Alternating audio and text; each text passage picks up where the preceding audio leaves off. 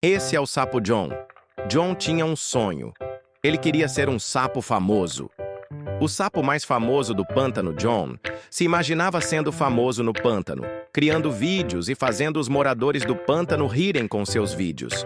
John começa criando sua câmera improvisada de gravetos e começa a gravar seus primeiros vídeos para viralizar nas redes sociais. Mas no meio da gravação, John acaba escorregando na lama e acaba sendo postado na internet.